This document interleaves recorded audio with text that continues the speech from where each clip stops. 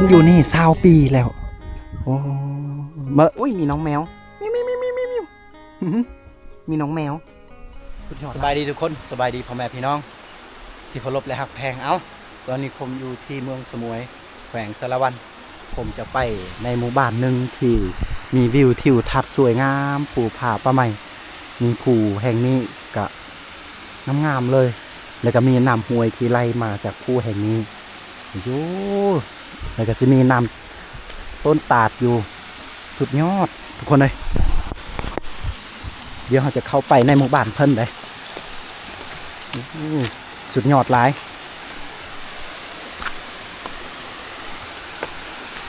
อันนี้คือก่อนจะหอดบ้านเพิ่นได้ทุกคนแล้วก็จะมีน้ำตาดโอ้ย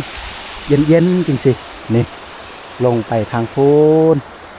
ไปหอดน้ำเซเลยไปสอดน้ำเซเลยน้ำตัวนี้ที่เราเห็นงามๆที่มันไหลผ่านมาทางนี้เอาบัดแล้วจึงว่ากันเราจะเข้าไปในหมู่บ้านเพิ่นเด้อทุกคนเด้อตอนนี้คมกับทีมงานเลย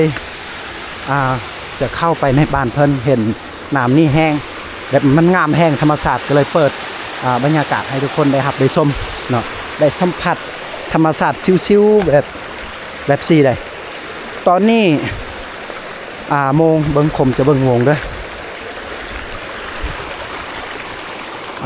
9 โมงได้ถึง10 โมงใกล้สิฮอด10 โมงแล้วแต่ว่าบรรยากาศยังเย็นอยู่ได้เนื่องจากว่าน้ำห้วยนี่มันงามสะอาดนี่อันนี้เส้นทางเราสามารถไปเมืองได้และก็เส้นทางที่นี่สามารถเข้าไปในหมู่บ้านที่เรากำลังจะไปนั่นเองทุกคนเอาติดตามตอนต่อไปเราจะไปถึงหมู่บ้านเพิ่นเนาะก็ตอนนี้เราได้เดินทางในหมู่บ้านเขตชนบทในหมู่บ้านหนึ่งที่เขาเห็นมีครอบครัวกับเจ้าน่าจะเป็นเที่ยงให้เที่ยงนาที่เพิ่นไปเฮ็ดสวนเฮ็ดไร่เฮ็ดนาแล้วก็เพิ่นใช้ชีวิตอยู่นี่แต่ว่าจะเป็นหลังคามุงด้วยน่าจะเป็นใบตองข้อหรือว่าหญ้าคัดหญ้าขานั่นเองทุกคนเนาะเมื่อกี้เฮาก็ได้รับสัมผัสบรรยากาศเย็นๆน้ำไหลงามๆเฮาก็เห็นครอบครัวเพิ่นอยู่นี่เราจะเข้าไปในทุกคนโอ้แม่เฒ่าทุกคนไปใส่บ่ได้แม่เฒ่าสบายดีอาจ๊ะทำไมปอจ๊ะทำไมปอว่าสบายดีแม่เฒ่าสิไปใส่หรือว่าย่าอายะไปว่าย่าหรือว่าแม่เฒ่านั่นเอง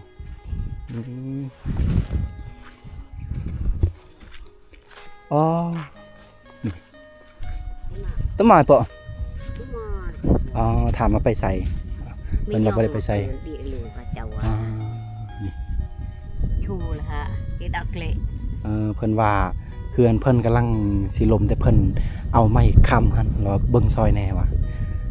เกิดมาไอ้แม่กี่เฮาก็ว่ากับเบิ่งซอยไปจังซี่แหละนึมบ้านน่ะยายนี่อัดดันเนาะบ้านน่ะยงเกี่ยเวือนเกี่ยตื่นกระอันทันโนกิซูชูดุงมันตางาแวล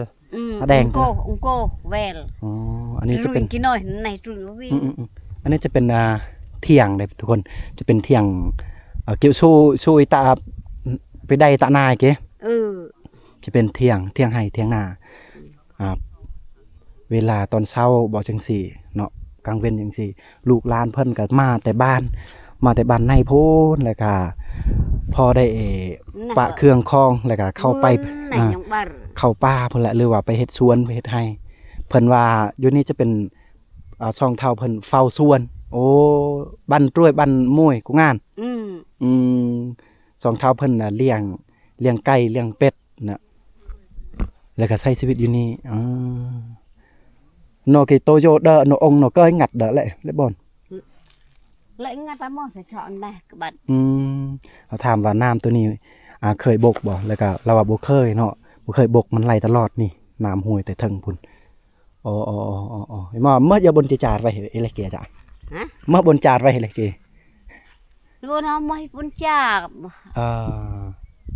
วิเตียวไว้ที่เราเจ้าเขาถามว่าได้ยังเลยของกินมื้อนี้แม่เฒ่าเพิ่นว่าบ่ได้อีหยังจำแจ้วบ้านรวยบ้านตาอย่าโจต่อตาเวือนเลยเพิ่นเฝ้า เฝ้าสวนแล้วก็บ้านนั้นรวยบ้านกงงานแปลว่าเลี้ยงเป็ดเลี้ยงไก่เนาะนี่แหละวิถีชีวิตตอนตอนเฒ่าหรือว่าตอนเฒ่าแก่เฮาบ้านปลายชีวิตเฮาก็ประมาณนี้ได้นี่มาบันช่วยเนี่ยอันนี้บันช่วยเนี่ยบ่เราตรงละสบายดีอ่าลาวเราตรงสบายดีมาให้เราตรงบันช่วย นี่มาบันช่วยเด้อเอาจับมือถือแขนเจ้าโอ้เลยแต่มาโจนะผม ก็แต่เบ็ดได้ก็จะย่องเบ็ดได้ อ๋อถามว่าสบายดีมาแต่ใส่ ไล่กันนั่นจำ อ๋อมาแต่ให้เพิ่นว่ามาแต่ให้อีโรอ่อนหอยเจ้ และโยยรู้ตัวย่องอี บ่แม่เมื่อวานนี้ก็เจ้าฮื้อให้แล้วเพิ่นไปเบิ่งให้เพิ่นได้ โนลาโร อ๋อมื้ออื่นเพิ่นก็สิฮื้อต่อมื้ออื่นเช้าน่ะก็ชัวเจ้าย่อง โอ้ตัวนี้จะเป็น มางัดลูกดุงเจ้าอัด จุกดงว่าอย่างนั้น ไก่ดอกมันลำว่าติชูละงัดลูกดุง อ๋ออันนี้จะเป็นเที่ยงลานเพิ่นเจ้าไปว่าลาน นั่นบ้านเพิ่นตุ้ยแต่เก็ดกับป้าน้องโมรคนนะชูกับปอยตับ โอ้ การรู้ว่า เที่ยงลานเพิ่นแต่ว่าลานเพิ่นนี่บ่ได้อยู่นี่แล้วลานเพิ่นเมื่อบ้านแล้ว กินยาไก่บ่อ้ออังคือนุ่มดอลกูลำ แม่เฒ่านี่เราบ่มีลูก แต่ว่าตอนนี้ก็มีลูกพอเฒ่าเนาะอันลูกพอเฒ่าก็คือบ้านในเพิ่นแหละอยู่ข้างในพุ่นทุกคนเดี๋ยวเราจะเข้าไปเบิ่งเนาะแล้วไปลิ้นไปรับชมอยู่ข้างในพุ่นตอนนี้เฮายังอยู่แคมป์ทางแล้วเฮาเห็นเที่ยงเนาะสองหลังคาจะเป็นเที่ยงของพ่อนี่แหละหรือว่าพ่อเฒ่านี่แล้วก็สิมีอันนี้ก็จะเป็นเที่ยงลานเพิ่นแล้วก็ตัวนั้นก็คือกันแต่ว่าสุดโสมไปแล้วเนาะแต่ว่ายังที่ดีๆเที่ยงนี่ก็คือเที่ยงช่องเฒ่านี่แหละสุดยอดที่เพิ่นได้มุงได้เฮ็ดหลังคานี่จะเป็นใบตองข้อมันติกี่ตีน้องอาจารย์ ตีน้องคุณกวด อยู่พุทธก็จะเป็นเราเข้าเลยแล้วเพิ่นใช้ชีวิตอยู่นี่บ่มีไฟฟ้าแต่เพิ่นก็สิใส่นี่แผ่นแสงโซลาร์เซลล์เพื่อจะไต่กลางคืนเนาะนี่เพื่อจะมีความสว่างในตอนกลางคืนทุกคนโอ้ตอนนี้กับ10 โมงแล้วแต่ว่าโอ้สัญญาณมีเลยสัญญาณเต็มเลยอยู่นี่เนาะ 4G พร้อมแต่ว่าเพิ่นก็น่าจะโบใส่โทรศัพท์เพิ่นน่าจะโบมีประมาณนี้แหละเพิ่นน่าจะใส่แบบตั้งโต๊ะแต่เก่าได้เบิ่งขออนุญาตเบิ่งก่อนเด้อนี่โอ้อันนี้คือข้างในทุกคนเนาะข้างในเฮือนก็สิมีแบบแผ่นแสงโซลาร์เซลล์แล้วก็มีหม้อไฟที่สากไฟสากโทรศัพท์เป็นหยังสากโคม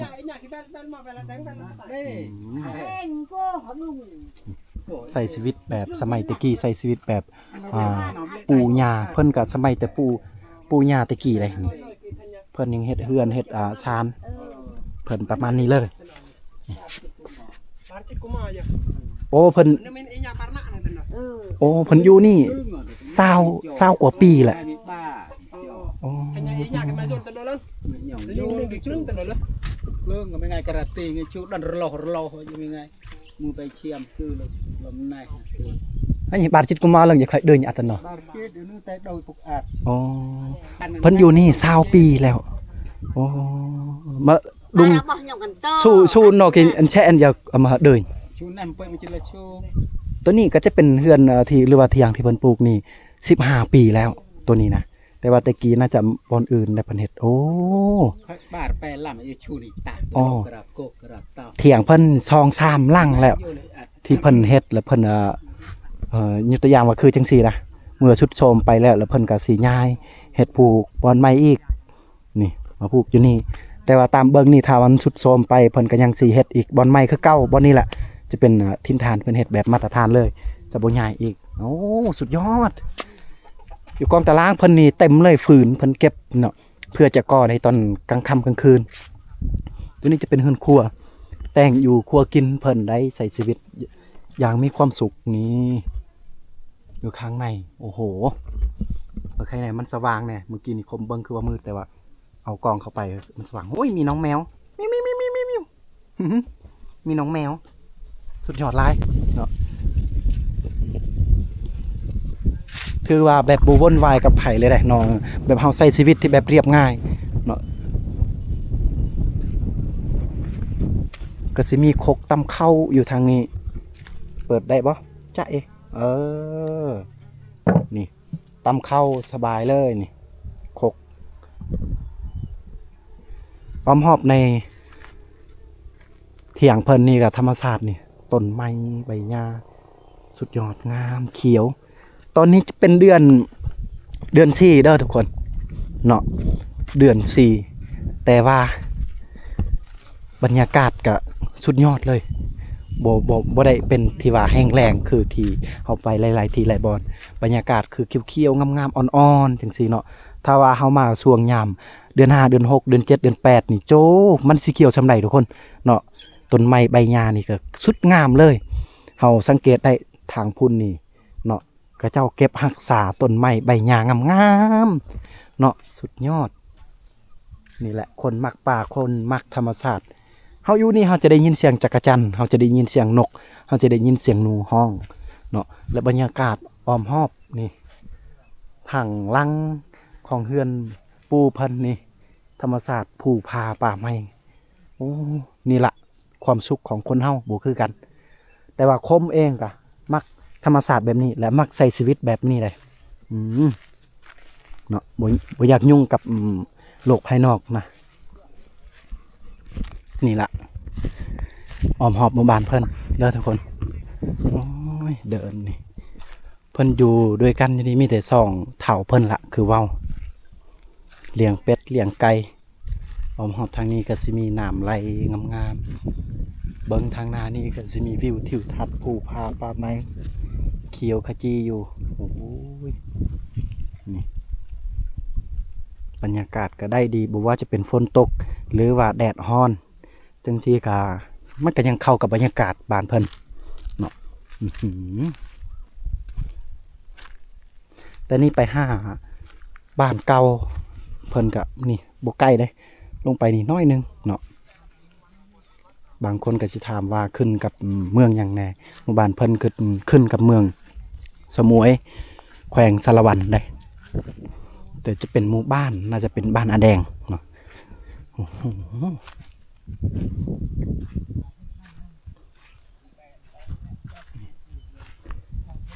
เพิ่นก็สิอนามัยเนาะเพื่อบ่ให้มันบังหน้าบ้านเพิ่นงามๆเลยเพิ่นแต่กำลังปลูกกันไม้ไผ่อยู่หรือว่าไม้พุงสูงๆงามๆทางหน้าก็สิมีเส้นทางเข้าไปบ้านพุ่นแหละนี่ก็ไปเมืองแต่นี่ไปเมืองกับโบไกลประมาณวัง5 ลักหรือ6 ลักก็เข้าไปเมืองแล้วทุกคนนี่คือเส้นทางเข้าป่าเนาะหรือว่าเข้าไปให้ไปสวนเพิ่นบางคนก็สิถามว่า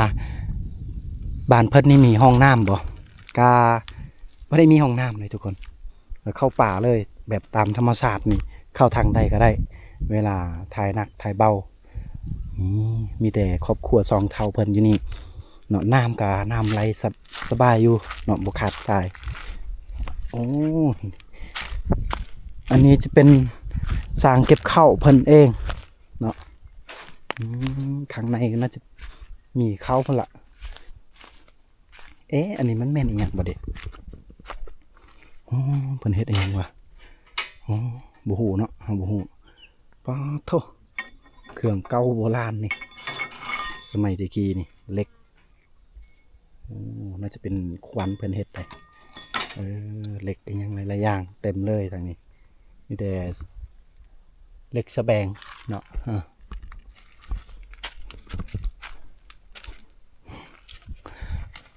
นี่คนเฒ่าคนแก่ก็เจ้ามักเอาไว้เนาะแล้วก็เบิ่งมันงามสวยงามทุกคนคล้ายคือกันเลยกับเพื่อนเพิ่นเฮ็ดเนาะสร้างเก็บข้าวเพิ่นนี่เพิ่นสิซับแบบไม่พุงแล้วก็ออมแอมข้างในก็สิมีข้าวเย็นกึบเลยไปในนี้เย็นเลยมันก็เข้ากับบรรยากาศแท้ทุกคนเลยและอ้อมหอบในเฮือนเพิ่นนี่ต้นไม้หรือว่าหมากม่วงนั่นเองเพื่อจะกินหมากได้นี่ และตัวนี้ก็จะเป็นมากคือมะเขียบแหละแต่เป็นมะเขียบทุกคนมะเขียบเวียดนามบ่เขาเอิ้นว่าหรือว่ามะเขียบฝรั่งบ่นี่ต้นมะเขียบได้นี่หน่วยใหญ่ๆแล้วมีน้ำอย่าคล้ายคือทุเรียนแต่บ่แม่นที่เป็นต้นมะเขียบโอเคทุกคนเอ้ยก็ต้องขอบอกขอบใจพ่อแม่พี่น้องที่เคารพและหักแพงและ FC ทุกคนที่รับชมวิดีโอคมส้นเผากระโดในคลิปนี้คมกับบ่มีอิหยังที่จะบรรยายและก็บ่มีอิหยังที่จะฝากตอนให้ทุกคนคือได้เห็นธรรมชาติสวยงามๆเนาะแล้วก็อยู่แบบเรียบง่ายอยู่เย็นเป็นสุขนี่อ๋อมุ่งด้วยใบต้องขอนี่คมกาหาเบิ่งยากแล้วในหมู่บ้านแห่งนี้แล้วก็แบบนี้นะแล้วก็ธรรมชาติที่งามแบบนี้ก็หาเบิ่งยากได้นี่แหละทีมงานของเฮาก็ได้มาลินมาเที่ยวได้มาสัมผัสกับบรรยากาศถือว่าเฮามามื้อนี้ก็เฮาก็ได้รับสัมผัสบรรยากาศที่บริสุทธิ์เนาะโอ้โหก็อันนี้แหละอ้อมหอบหมู่บ้านเพิ่นก็มีภูผาป่าไม้ธรรมชาติดีๆในนี่แหละถือว่าหมู่บ้านที่เรียบง่ายก็พากันไปทุกคนโอเคขออวยพรทุกคนอยู่ดีมีแห่งสุขภาพแข็งแรงไปใส่มาใส่ขอให้ทุกคนนั้นร่ำรวยเด้อทุกคนเด้อเนาะเดินทางปลอดภัยทุกคนและเฮาจะพบวิดีโอถัดไปในมื้ออื่นนี้ว่าเฮาจะไปเขตได้แน่แล้วไปถ่ายอยู่ไสแน่ติดตาม2ทีมงานเฮาเลยทุกคน